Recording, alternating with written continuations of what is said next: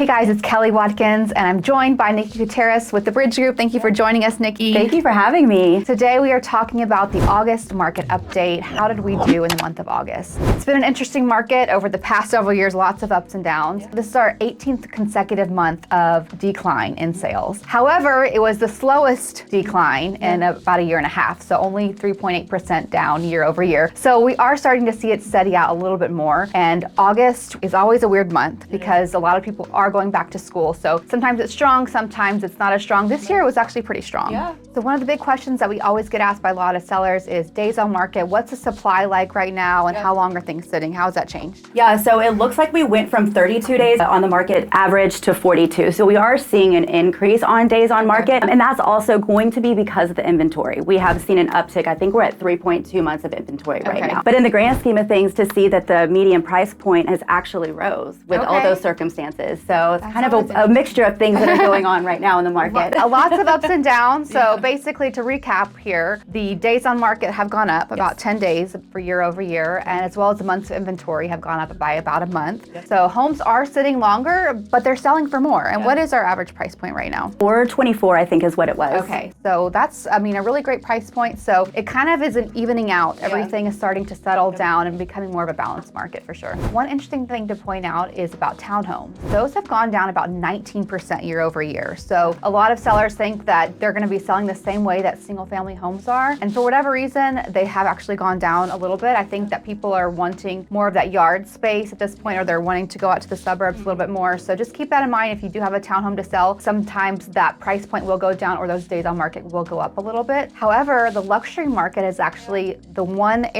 price point area that has gone up. So more luxury market properties are selling than ever. So Nikki, what are you seeing in terms of buyers out there? Obviously there's more inventory, so the good news is there's more properties to choose from. How is that affecting your buyers right now? Since homes have been sitting on the market for a little bit longer, I've noticed that sellers are more willing to help out with some of the buyers' closing costs, which is really beneficial, especially for a first-time home buyer that might not have as much saved up. The sellers are able to help pay for some of those closing costs, which is huge, just to be able to get into the home. So I'm seeing a lot of that for sure. Great benefit for buyers, and we're seeing interest rates kind of steady, maybe drop a little bit here and there, but we're not necessarily seeing what we were seeing before, which is buyers just waiting for the interest rates to drop. I think a lot of buyers have just accepted that interest rates are higher right now, and what can we do? Maybe ask for closing costs from the seller to buy down our rate, different things like that. What can we do to just accept those rates and go ahead and buy the home that we've been wanting?